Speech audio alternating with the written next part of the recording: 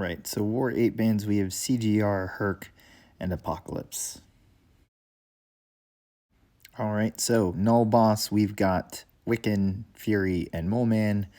Mephisto back there on 54. We've got S99 and Anti-Venom, maybe even Kitty Pryde. Mordo there, we've got S99, Anti-Venom, and possibly Null. Gallon, we've got Kitty Pryde, Blade, and Symbiote Supreme. Mr. Sinister, you've got S99 and Sunspot. Sasquatch, you've got S99 and Archangel. Weapon X there, your safest route is probably Nimrod, and then you can use Rolker, Penny Parker, and then in Groot, you've got Hood, Rintraw, and Symbiote Supreme. 1 through 3 on the way out, we have Omega Sentinel, you have Gallon, Null, and Nebula as options. Path 1 there, really anyone for Herc, and then Mr. Negative, S99, or Ant-Man, or Titania for Claire. Path 2 there, Nimrod or Omega Sentinel for Domino, and then S99 or Ant-Man for Doom. And then path 3, Warlock. You could use Claire, but I would take Willpower off. Nebula is probably going to be your safest option. All right, 4 through 6 on the way out. Spidey Supreme, I would go with Kitty Pryde, Titania, could even use Mr. Negative. Thing on the way in, Black Cat, Falcon, could use Omega Sentinel as well and just keep track of rock stacks. Path 4 there, Titania, Ant-Man, Mr. Negative for S99 for Man-Thing, and then Shang-Chi, Fury, Mole Man for Mr. Fantastic. Going up path 5, Titania, you can use Black Cat, you can use Shang-Chi, just be mindful of that Haymaker, and then Omega Sentinel or Nimrod for Kitty Pryde. Path 6 here, Apocalypse, Nimrod, Cap Sam, War Machine, and then for Maw, Human Torch, probably your top option. You could use Titania as well. 7 through 9 on the way out, Mojo, you have S99, Mr. Negative, Human Torch, and then on the way in, we have a Terrax, CMM comes to mind, Thing, those are probably your top 2. You could even use Hulkling, and just hit during the shock phase. Path 7, Penny there. You've got Quake, you've got Omega Red, you've got Magneto, got plenty of options, Hulkling. And then Valkyrie, just be mindful of her shrug ability. So you could use anyone, especially with a white Magneto pre-fight like Archangel or Omega Red. And then path 8 there, Gore, you have Rintraw, you have Symbiote Supreme, you have Hood, and then path 9, CMM for the whole thing will work. And you could use Thing for Bishop, and even technically Thing for iDoom. Looking back at 1 through 3 on the way in, Quicksilver, you have Fury, Null, and Elsa. Middle minis, Hyperion, Symbiote Supreme, probably your top option. Others could get kind of interesting. I'm sure Hood or Rintraw would work as well. Arcus, you have CMM, Shang-Chi. 1 through 3 on the way out, Surfer, you have Null, you have S99. Path 1 there, you could use S99, you could use Mr. Negative, you could use Titania. Path 2 there, same thing, Mr. Negative, S99, Archangel for Rintraw, and then Storm or Omega Red for Korg, even White Magneto. Path 3 there, Human Torch, Mr. Negative, S99 for Wong, Titania, and then Gallon or Hulkling for Nimrod, even Nebula. 4 through 6 on the way out, Chavez, you've got Human Torch, Mr. Negative, and Kitty Pryde. Path 4, Shang-Chi the whole way, Mole Man the whole way, or Fury the whole way. Path 5, Claire for Hulkling, and then Mr. Negative, Kitty Pryde, Scorpion for Mangog, and then path 6, Archangel, Warlock, Kitty Pryde for Human Torch. And then 7 through 9 on the way out, Fury, you've got Kitty Pryde, CMM as your top options, even Hulk. Path 7, Ghost the whole thing, or you could use Omega Red for the whole thing. Path 8, Nebula, S99, Titania, really just play smart against Dragon Man. And then path 9, CMM can do the whole thing. Shang-Chi could do kind of the whole thing. You would have to wait out glancing against Cersei, but you could use Symbiote Supreme there as well. So that does it for defense. Let's take a look at attack. All right, so War 8 is against Jedi Assassins, defending second place Alliance. Today I am going in with Mr. Negative, Claire, and Nebula. I've got Path 5 in Section 1 and Path 3 in Section 2. No actual mini-bosses for this war. So Path 5, starting out with this Hulkling here. If I see it on the map on this node, I'm pretty certain I'm bringing Claire. But this is a PS1 Mystic Boost power back option. It might do it at a lower boost, but I would still recommend power back boost just because of how hard the special 3 is going to hit. So we switch to poison immediately, throw the special 2. This triggers ebb and flow knockdown, also ramps up our charges like crazy. Hulkling throws this attack pretty quick. I just go in to add one more poison, one more charge to Claire before dropping this special 3.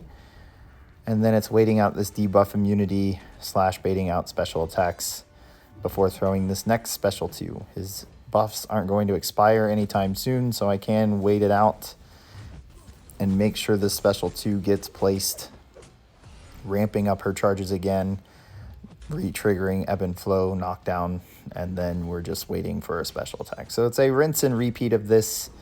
All that we really have to look out for is getting smacked in the face.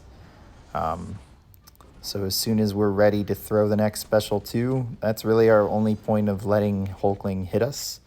And you saw the last time I took this, it's paying attention to debuff immunity and not expecting to parry and then failing that parry when you decide to go for this special 2 after a block. So pretty easy fight. This Hulkling was a little bit chunky. I have faced a rank 4 Hulkling here before. I think both times were rank 4. I just don't know that the mastery setup for the past Hulklings were set up the same way as this one. So yeah, instead of 3 special 3s and KOing Hulkling, it's going to take this 4th one to finish the fight. But as you've seen with the previous 3, it's not a very difficult rotation at all. This is a pretty solid fight, and as most fights go, it's really just whether you're going to slip up and fail or not. So Hulkling goes down. I actually forgot to place or put on max Petrify, so I go back for that for these next 2 Mr. Negative fights. Mangog here. Ebb and Flow Knockdown is really the only thing. Heavy hitter, the only time I'm going to be retaliating a heavy is if I decide to evade counter it the second hit. And that's if Mangog is holding on to a special 1. So I go parry heavy to start, and then I'm going to go ahead and parry combo. Not doing a full combo. I don't want to give him extra hatred. Decide there with the 7 light to evade counter. Again, not a full combo after that. We're going to build some more light. Knew the protection was coming back and that my stun would get shrugged, so we were ready for that. And now I'm in a position where I need to avoid, or I kind of want to avoid him throwing special 1. I'm not exactly concerned about this set of light energy. I know there's a chance it's going to expire, and since it's going to, I'm not going to evade counter here and risk losing all of my dark energy. Now I just really want to bait out this special 2 and hope that I block it and not actually eat it. So we are really setting ourselves up to get ready for that, and comes out perfect. So we're good. Luckily, through all of that, we built some light energy. This gives us an opportunity to parry heavy immediately and just do one more blocked hit or parry so that we can build some more dark or light energy, convert to dark, and then throw the special 3, and Mangog just ticks away. So when your game plan is solid, super easy fight. And then Chavez here, there is a white Magneto pre-fight. I really didn't need it. Mr. Negative only benefits from the 15 attack bonus from it. You guys have seen me take Tigra here. It's pretty much the same fight. We are going to avoid knocking her down until we're ready for special 3. And of course, she's going to throw a heavy right at the start when I wanted to parry. So there goes that invulnerability boost. You're going to see me end my combo short back up. That's just so that we don't have a Chavez that decides to throw a heavy immediately after my combo if I finish out a 5-hit combo. But we are building some light energy here. I have to play it somewhat safer or more conservative at the start since she did get a dimension up. So I'm going to be really trying to push her to special 1 and baiting those out pretty much all of the fight. And then not going in while I have the dex buff up. I'm just going to wait for her to come to me. So fight's going well. We're building our second set of light energy. She now has no dimensions up, which is perfect. We're setting ourselves up for easy parries so that we don't accidentally miss the parry and then end up with a heavy, happy Chavez evade counter there off of the blocked hit since we just knocked her down so that we could get the Fury, throw the special 3, and then just watch her tick away. And I held block there at the end so that she would be less likely to throw that special 2. We move on. Section 2 are all Nebula fights. Here, Warlock. You know, you could build charges at the start of this fight just to shut everything down, but you really don't need to shut anything down.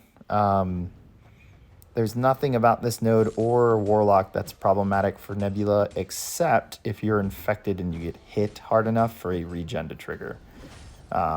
So really my game plan here was actually just to beat Warlock in the face until I get to special 3 and then decide to charge up. So that after my special 3, I'm not going to be glancing out of the special 3 and I'm going to be placing the shocks like I'm supposed to from her overcharge. So just from being infected and him throwing special 1, we're building shock charges. I didn't transfer any of those shock charges. And I felt with how many charges I had, that was enough to go ahead and throw this special 3. And then from here, we are going to parry. And we are just going to wail into him. Really building up those shocks.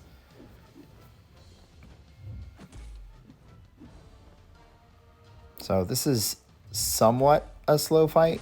I would not recommend with the glancing and his infection for going for... to be going for a big special 2 where you double the charges. I would rather, as I said, build the special 3 and just really DOT him to death with shocks. That's how it's going here. I do end up with a large number of charges and I end up transferring those when I feel like it pretty much. But yeah, pretty boring fight. Same thing as the Claire fight. It's really not an issue as long as you don't get hit. But that goes for a lot of fights. So got to our second special 3 here.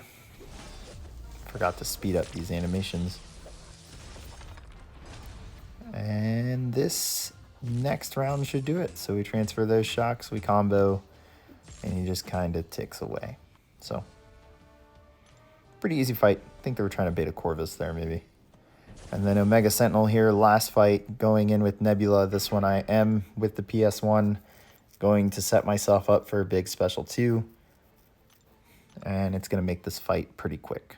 So I'm going to parry at the start. She decided not to come in, so we don't parry, but we're going to build charges. I'll let her hit into my block. I don't really care. When she finishes a combo into my block or throws a heavy, I am going to combo her to push her back. Going to be baiting out special 1s when it's appropriate so that she removes her own armor ups but doesn't gain any in return.